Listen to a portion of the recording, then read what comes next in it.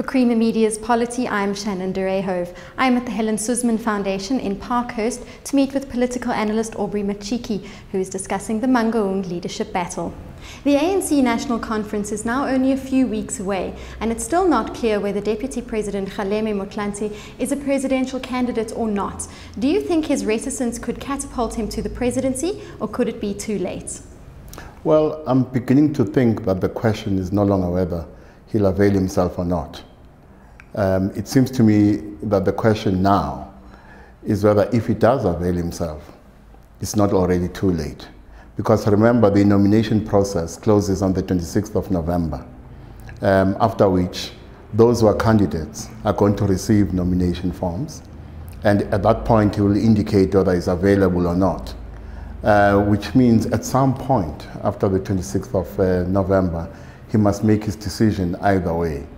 If he decides he's entering the race, effectively he'll have about 2 weeks. Now the problem with that is that the so-called anything but Zuma campaign, or the forces of change who want to unseat Jacob Zuma, have not been able to campaign properly because they still 4 weeks before the conference do not have a candidate, whereas the other side has been on the campaign trail for months. So if you look at the balance of support, especially given the fact that we know that at least 3 provinces are going to give overwhelming support to the president, and that where Deputy President Kgalema Motlanthe has some support, that support is split between Zuma and the Deputy President. The balance of support suggests that Jacob Zuma will probably take it. In your opinion, what has been the impact of the year-long ANC lecture series on its presidents over the 100 years from 1912 to 2012?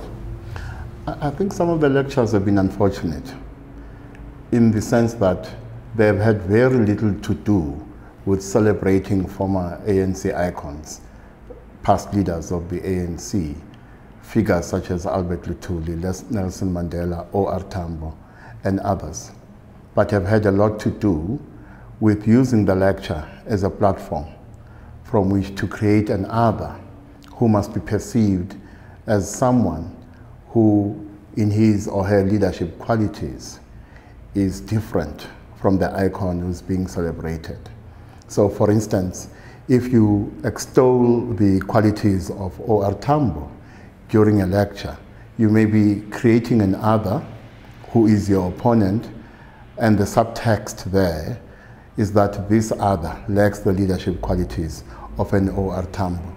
So in a sense, some of these lectures, instead of honoring the memory of past leaders of the ANC, they in effect have dishonored the memory and good name of these stalwarts. Some assert that according to ANC culture and tradition, disciplined cadres do not wear their ambition on their sleeves. In your opinion, is this an accurate telling of ANC history, and is it a healthy practice? Well, the ANC is 100 years old, and what people have done is to pick a slice in its history, to pick a period in its history, and then pretend that that history is, or that period in history is definitive of the entire 100 years of its existence. For instance, the reason why there was no campaigning after 1960 is because, as a band organization, if the ANC revealed the location, first of all, of its conference venues, and secondly, its candidate list, the conference venue would have come under attack. And those who are candidates ran the risk of being assassinated by apartheid agents. And therefore, during that period when the ANC operated under conditions of illegality, underground, and in exile, you couldn't campaign openly. Unfortunately, what people have done is to pretend that this response to conditions of illegality constitutes tradition or the culture of the ANC, when prior to 1960, it was not uncommon for open contests to happen. In fact, in one leadership race, and if my memory serves me well, It is the election which resulted in the election of Albert Luthuli. There were about 54 candidates. And in many other ANC conferences, you had open contests. If you think of the legendary 1949 conference of the ANC, there was a contest there too. You think of 1931 and other conferences, there was a contest there too. So if anything, if you take the entire period, I suppose it can be argued that on balance, the ANC has a history of contesting leadership positions through open campaigning, of course, within the structures of the organization. You mentioned that the ANC faces difficulties in harmonizing the different dimensions of its complex identity, such as a liberation movement and modern political party. Can you elaborate on this? Well, there are those who argue that the ANC, after liberation, is failing in the transition from a liberation movement to a modern political party. Now, it's not an argument that I've ever bought into, because my view is that the ANC has a complex identity. This complex identity consists of several dimensions. So you have the liberation movement, you have the social movement. In fact, after the recall of Thabo Mbeki, the ANC even operated like an opposition party for a brief period. And by law, the ANC is compelled to operate as a modern parliamentary party. Now, depending on what needs to be achieved, the ANC itself will rely on a particular dimension of this complex identity. But when there are battles, those who are doing battle must decide which dimension of this complex identity will help them defeat their political enemies inside the ANC. So if you must invoke the liberation movement to win internal battles, that's what you do. And at the moment, if you tie this back to the distortion of history as far as open campaigning for leadership positions is concerned, you have a combination of people relying on the liberation movement model, plus the distortion of ANC tradition and culture, according to which, fictionally, it is ANC culture not to campaign openly for positions. The two combined have the effect of disadvantaging political enemies and consolidating the positions of those who are invoking history selectively and those who are relying on the liberation movement model. You say that you will be surprised if Jacob Zuma is not re-elected as ANC president at Mangaung.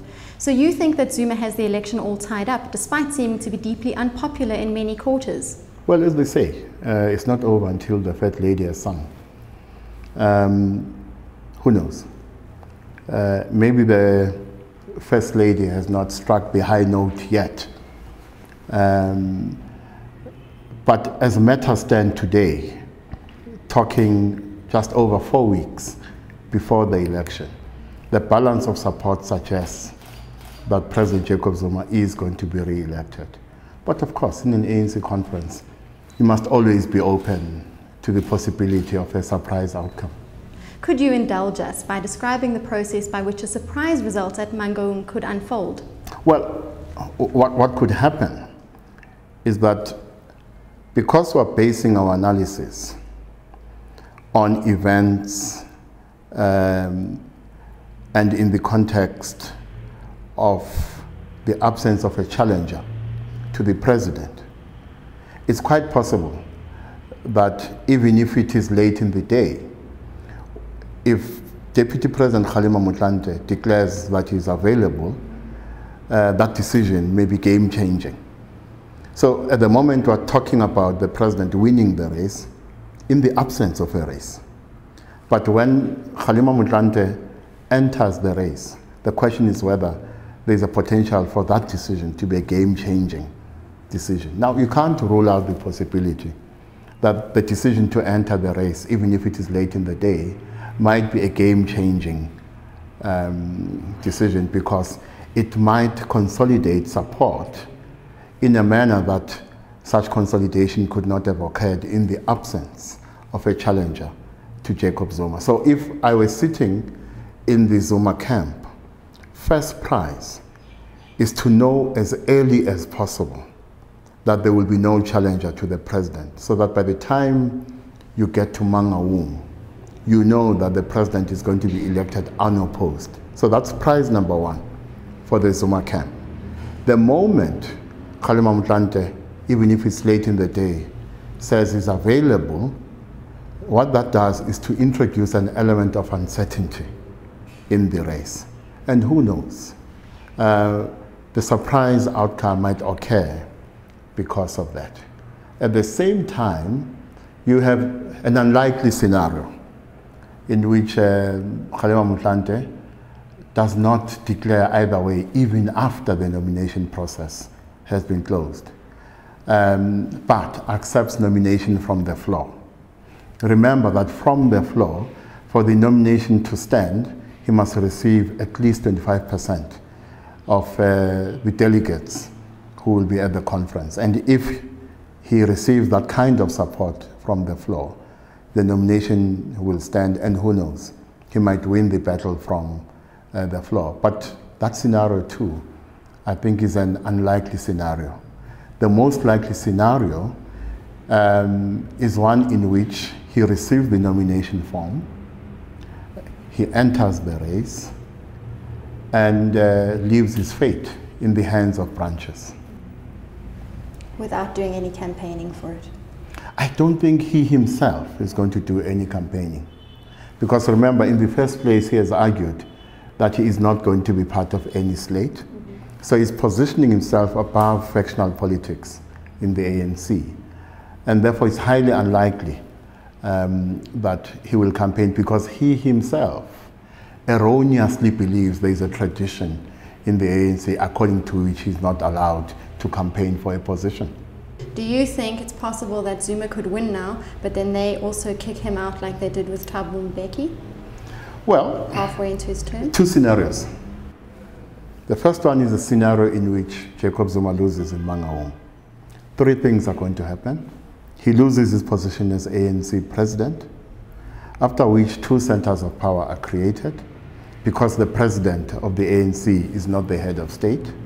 But then the victors look at Jacob Zuma, who has access to levers of state power, and ask themselves the question, how is he going to use the levers of state power against us?